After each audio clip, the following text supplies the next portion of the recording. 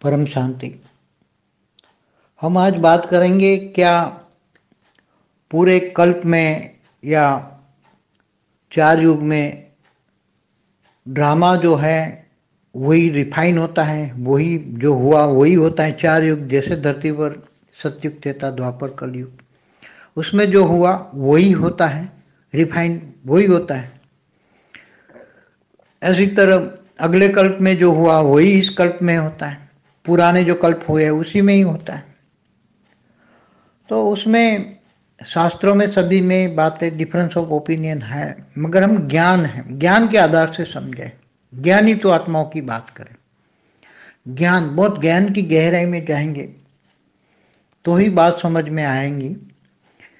क्योंकि शास्त्रों में तो बहुत ऋषि मुनियों ने जिन्होंने जो देखा सोचा समझा वो लिख दिया, मगर ज्ञान की गहराई क्या कहते हैं वो सोचना पड़ेगा।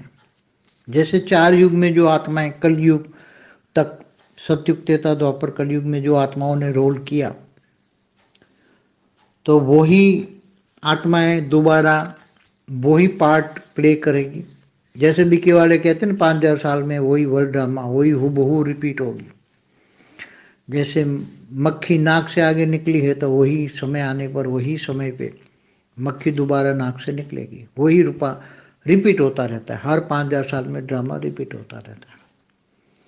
तो सतयुग, त्रेता, द्वापर, कलयुग में तो अनेकों आत्मा आती हैं, बार बार से आती हैं, दूर दूर से आती हैं। और फिर जब सतयुग, त्रेता, द्वापर, कलयुग में जब अर्ध प्रलय होता है तो ऐसी आत्माएं फिर यहाँ से ऊपर के महालोक में चली जाती हैं। कई आत्माएं बहुत धरती पर से पुरुषार्थ करके महालोक में चली जाती हैं, या ऊपर के लोकों में चली जाती हैं, जहाँ से आई दूसरे ब्रह्मांडों में भी चली जाती हैं, गैलेक्सी आई, यूनिवर्स से आई आत्माएं वो निकल जाती हैं यहाँ से। ऐसा नहीं है, क्योंकि कलयुग में तो बहुत सारी ढेर, द्वापर से काफ़ी आत्माएं यहाँ घूमने फिरने आत्माएं आती हैं। तो क्या वो दोबारा वही 4 युग में घूमती फिरती रहेगी? नहीं।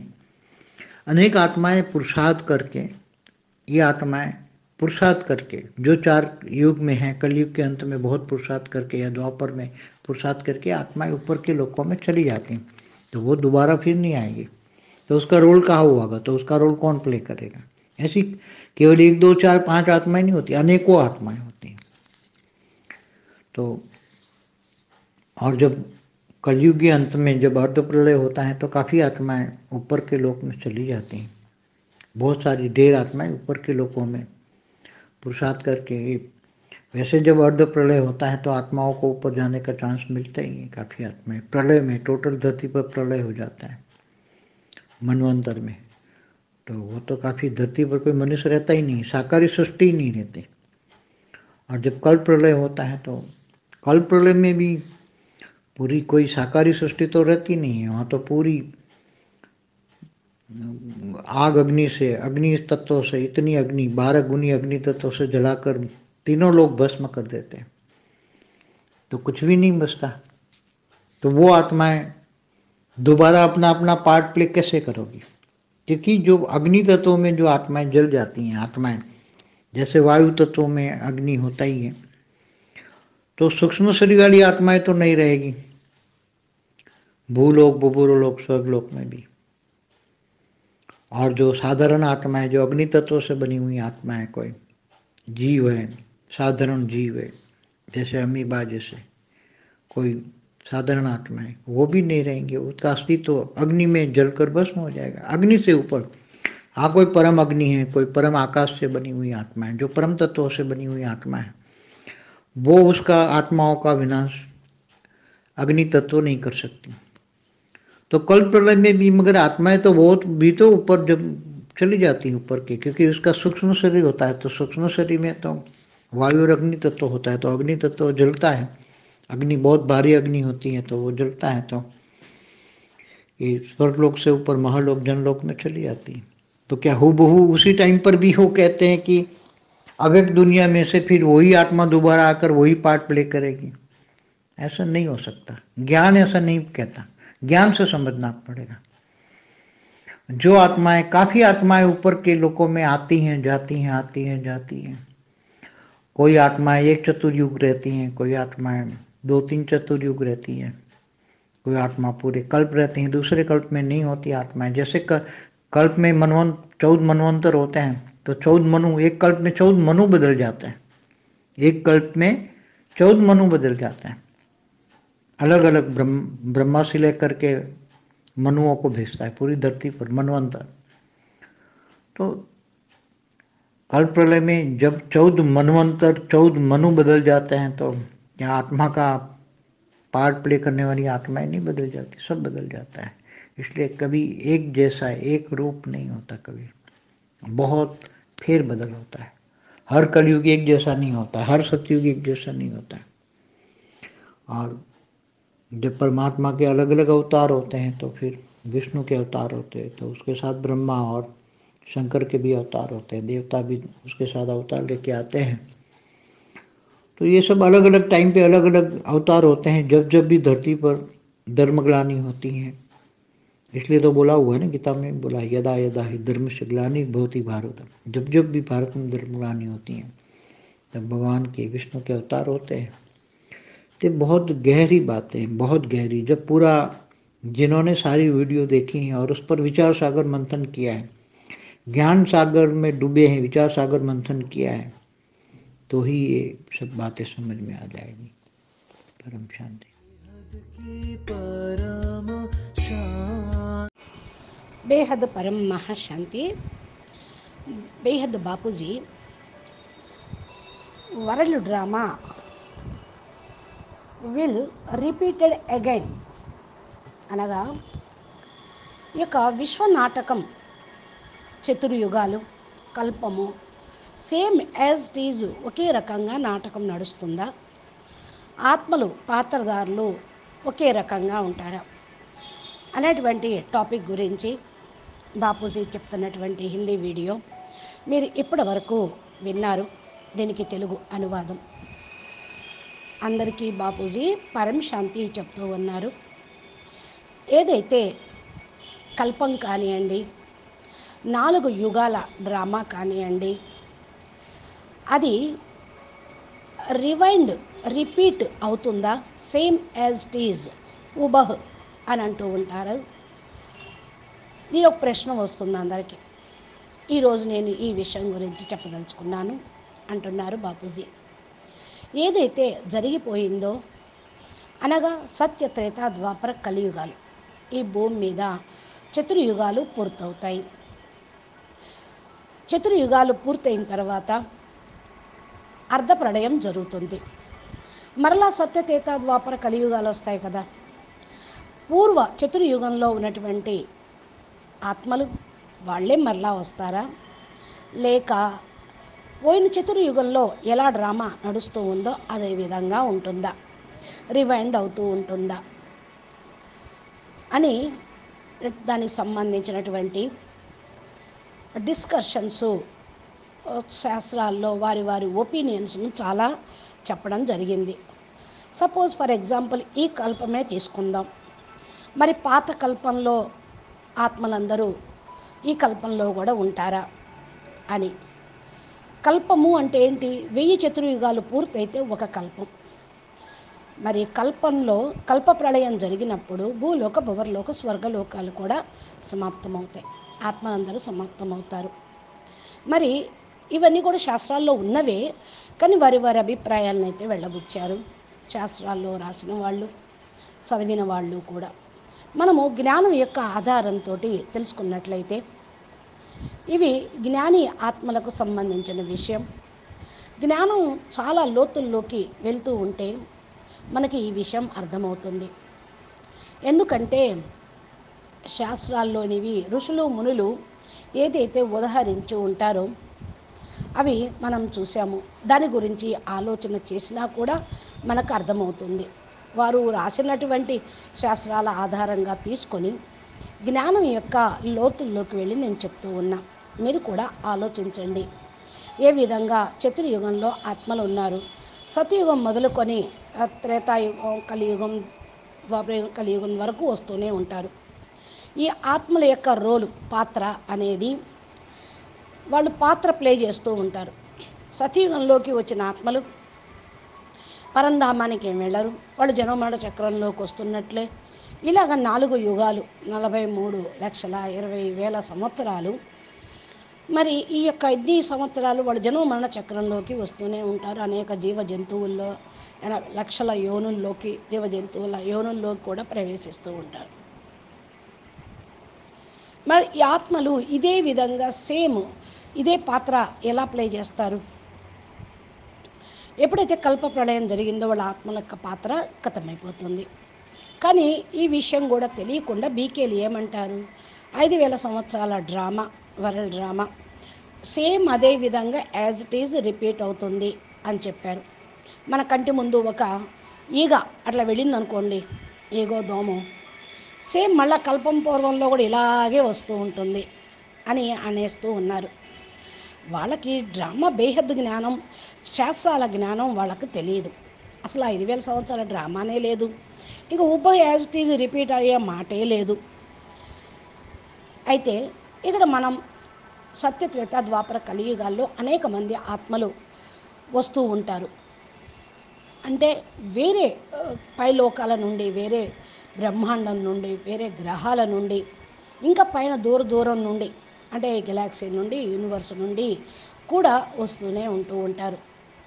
ఎప్పుడైతే మరి ఈ భూమి మీద అర్ధప్రళయం అవుతుందో ఈ ఆత్మలు చాలా పవర్ఫుల్ ఆత్మలు. ఇక్కడ నుండి వాళ్ళు సీదా మహర్లోకానికి వెళ్ళిపోతారు.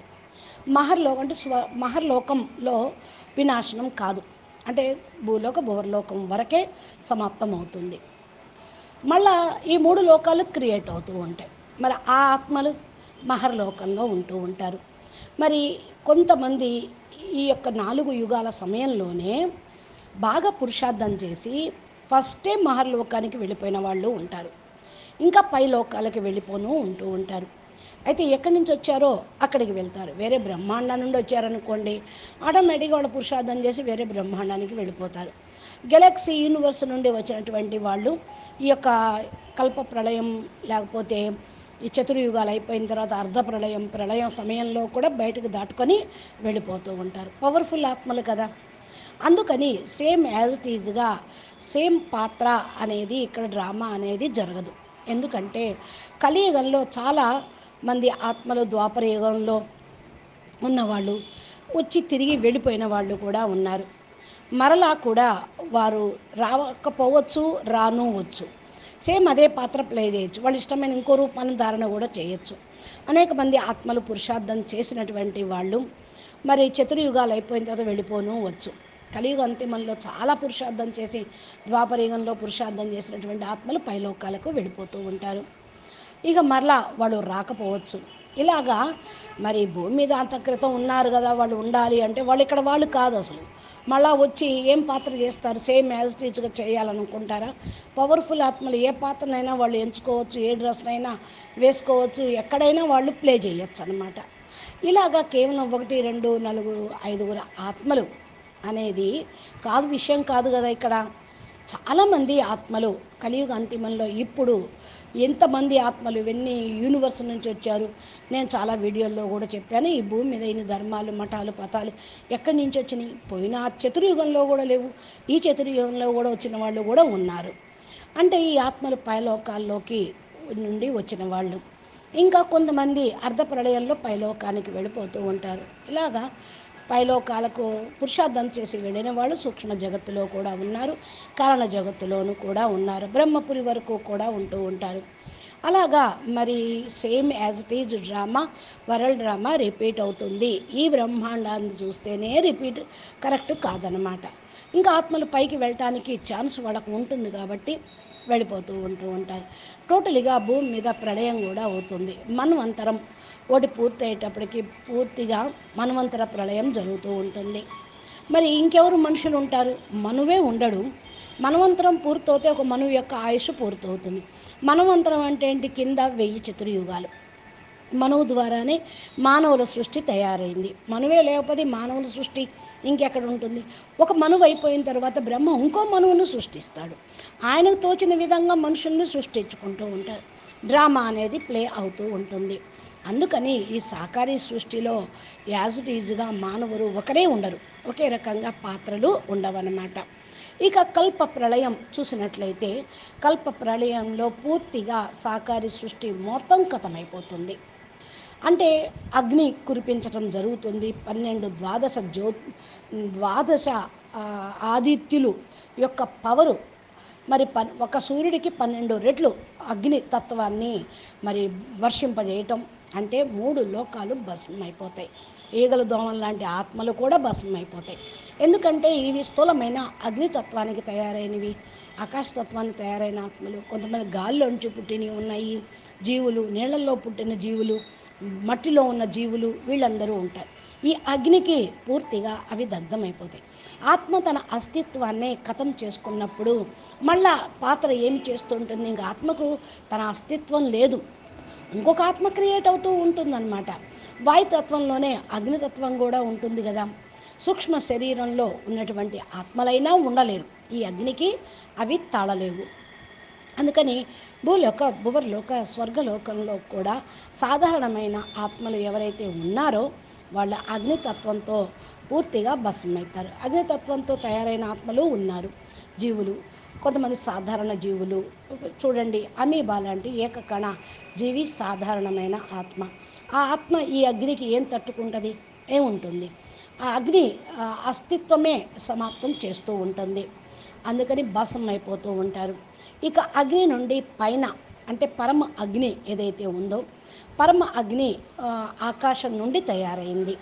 ఈ పరమ తత్వాలతో తయారైన ఆత్మలు ఎవరైతే ఉన్నారో ఆ ఆత్మలు ఈ వినాశన అగ్ని తత్వంలో మరి కూడా ఉండరు. అంటే వాళ్ళు పైకి వెళ్ళిపోతారనమాట. వాళ్ళకి ఎప్పుడైతే తెలుస్తుందో వాళ్ళు ఈ యొక్క అగ్నితత్వాన్ని దాటుకొని వెళ్ళిపోతారు. కల్ప ప్రళయంలో ఆత్మలు చాలామంది ఇలాగ పైకి వెళ్ళిన వాళ్ళు ఉన్నారు. ఎందుకంటే సూక్ష్మ శరీరంలో మరి వాయువు, అగ్ని కూడా ఉంటుంది. ఈ అగ్నితత్వంలో కూడా సమాప్తం అయిపోతుంది అన్నమాట. అగ్ని చాలా భయంకరమైనటువంటి అగ్ని, అన్నిటినీ దగ్ధం చేసేస్తూ ఉంటుంది. స్వర్గలోకం వరకు దగ్ధం చేస్తుంది అంటే ఆలోచించండి. మహర్లోకం, జనలోకంలోకి వెళ్ళిపోయిన వాళ్ళు మరలా కిందకు వచ్చిన సేమ్ యాజ్ ఇట్ ఈజ్ ఆ టైం ప్రకారమే వచ్చి పార్ట్ ప్లే చేస్తారని ఏముంది? అదంతా అవ్యక్త ప్రపంచం. అవ్యక్త ప్రపంచం నుండి ఆత్మలు రెండోసారి ఆకారీ రూపంలో పార్ట్ ప్లే చేయొచ్చు, చేయకపోను వచ్చు. జ్ఞానం ఇలా చెప్తూ ఉంది. వాళ్ళ యొక్క మనసులో, ఆత్మలో, బుద్ధిలో ఏదైతే అనుకుంటూ ఉంటారో దాని అనుసారంగా చేస్తూ ఉంటారు. జ్ఞానం అనుసారంగా అర్థం చేసుకోవటం అనేది చాలా ముఖ్యం ఇక్కడ. ఏ ఆత్మలైతే మరి పైలోకాలకు వెళ్ళారో వాళ్ళు వస్తూ ఉంటారు, పోతూ ఉంటారు. వారి పాత్ర చెయ్యొచ్చు, చేయకపోవచ్చు, వేరే వారి ద్వారా చేయించవచ్చు, ప్రవేశించి చెయ్యొచ్చు, రకరకాలుగా ఉంటుంది. కొంతమంది ఆత్మలు ఒక చతుర్యుగంలో ఉండేవాళ్ళు ఉన్నారు, కొంతమంది 2-3 చతుర్యుగాలు ఉండేవాళ్ళు ఉన్నారు, కొంతమంది పూర్తిగా కల్పం మొత్తం ఉంటూ ఉంటారు. ఒక కల్పంలో ఉన్నవాడు రెండో కల్పంలో ఉండకపోవచ్చు, రాను పోవచ్చు. ఇప్పుడు 14 మన్వంతరాలు పూర్తయితే బ్రహ్మకు ఒకరోజు 14 మనువులు కూడా మారిపోతూ ఉంటారు, మనుసత్తు రూపాలు. ఇలాగా బ్రహ్మ నుండి అనేక మంది మనుషుల్ని పంపించడం కూడా జరుగుతుంది. ఈ భూమి మీద మన్వంతరము, కల్ప ప్రళయము అంటే 14 మన్వంతరాలు పూర్తయితేనే మారిపోతూ ఉంది. మనువులు మారితే మరి మన్వంతరం పూర్తవుతుంది కదా. ఈ ఆత్మల పార్టు అనేది వేరువేరుగా ఉంటుంది, ఒకే రకంగా ఉండదు, మారిపోతూనే ఉంటూ ఉంటాయి. అందుకని ఒకేలాంటి రూపాలు కూడా ఉండవు, చాలా ఫేస్ కూడా మారిపోతూ ఉంటుంది. ఇంకా కలియుగం కూడా అన్నీ కూడా ఒకే రకంగా ఉండవు, ప్రతి సత్యుగము ఒకేలాగా ఉండదు. ఈ భూమి మీదే చతుర్యుగాలు అయినా ప్రతి చతుర్యుగంలో సత్యుగాలు అన్నీ ఒకే రకంగా ఉండాలని లేదు, ప్రతి చతుర్యుగంలో త్రేతాయుగాలు ఒకే రకంగా ఉండాలని లేదు, ద్వాపర యుగాలు ఒకే రకంగా ఉండాలని లేదు, కలియుగము ఒకే రకంగా ఉండాలని లేదు. పరమాత్మ వేరు వేరు అవతారాలు తీసుకుంటూ ఉంటారు. విష్ణు అవతారాలు ఉంటాయి, వీరితో పాటు బ్రహ్మ మరి శంకరుడు కూడా అవతారంలోకి వస్తూ ఉంటారు. దేవతలు కూడా వీరితో పాటు వచ్చి అవతారం తీసుకుంటూ ఉంటారు. ఇలా వేరు వేరు టైం అనుసారంగా వేరు వేరు అవతారాలు కూడా ఉంటూ ఉంటాయి. ఎప్పుడైతే భూమి మీద ధర్మగ్లాని జరుగుతుందో అప్పుడు నేను వస్తాను అని గీతలో చెప్పబడే ఉన్నది. యదా యదా హి ధర్మస్య గ్లానిర్భవతి భారత. అంటే భారతదేశంలో ఎప్పుడైతే ధర్మ గ్లాని జరుగుతుందో భగవాన్ విష్ణువు అవతారం తీసుకుంటూ ఉంటారు. ఇవి చాలా లోతైన విషయాలు. ఇవి ఆలోచించి విచారసాగర మతనం చెయ్యాలి. ఇంకా మీరు జ్ఞానం వింటున్నట్లయితే జ్ఞాన మార్గంలో మునిగిపోతే మరి మీకు ఈ విషయాలన్నీ కూడా అర్థం అవుతూ ఉంటాయి అంటున్నారు బాపూజీ. అచ్చా, పరం శాంతి, నమస్తే, ధన్యవాదాలు. బేహద్కే బేహద్ పరం పరం పరం మహాశాంతి హై, మహాశాంతి హై, మహాశాంతి హై. బాపూజీ దశరథ్ భాయ్ పటేల్ తెలుగు ఛానల్లో బాపూజీ ఇలాగా దివ్య దృష్టితోటి చూసి జ్ఞానం అనుసారంగా చాలా లోతైనటువంటి పాయింట్స్తో కూడిన వీడియోలు చాలా అప్లోడ్ చేస్తూ ఉంటారు. రోజు పెట్టేటువంటి వీడియోలు యొక్క నోటిఫికేషన్ మీ యొక్క మొబైల్కి అందాలి అంటే బాపూజీ దశరథ్ భాయ్ పటేల్ తెలుగు ఛానల్ని సబ్స్క్రైబ్ చేసి గంట సింబల్ని ప్రెస్ చేయండి. మీరు నోటిఫికేషన్లు పొందుతారు. మీకు ఇంకా దీనికి సంబంధించిన అన్యమైనటువంటి వీడియోలు జ్ఞానము కావాలి అంటే ప్లేలిస్ట్లోకి వెళ్తే మీరు ఒక్కొక్క ప్లేలిస్ట్ను ఓపెన్ చేస్తే హెడింగ్తో మీకు తెలిసిపోతాయి దాంట్లో ఏం చెప్పారు, ఏ యొక్క టాపిక్ ఉన్నది అని. అలా మీరు జ్ఞానాన్ని తెలుసుకోండి. అచ్చా, పరం శాంతి, నమస్తే, ధన్యవాదాలు. బేహద్కే బేహద్ పరం పరం పరం మహాశాంతి హై, మహాశాంతి హై, మహాశాంతి హై, మహాశాంతి హై. నమస్తే. బేహద్ పరం మహాశాంతి. బేహద్ Bapuji world drama will repeated again అనగా ఈ యొక్క విశ్వ నాటకం చతుర్యుగాలు కల్పము సేమ్ యాజ్ ఇట్ ఈజ్ ఒకే రకంగా నాటకం నడుస్తుందా, ఆత్మలు పాత్రధారులు ఒకే రకంగా ఉంటారా అనేటువంటి టాపిక్ గురించి బాపూజీ చెప్తున్నటువంటి హిందీ వీడియో మీరు ఇప్పటి వరకు విన్నారు. దీనికి తెలుగు అనువాదం. అందరికీ బాపూజీ పరం శాంతి చెప్తూ ఉన్నారు. ఏదైతే కల్పం కానివ్వండి, 4 యుగాల డ్రామా కానివ్వండి, అది రిపీట్ అవుతుందా, సేమ్ యాజ్ ఇట్ ఈజ్ ఉబహ్ అని అంటూ ఉంటారు.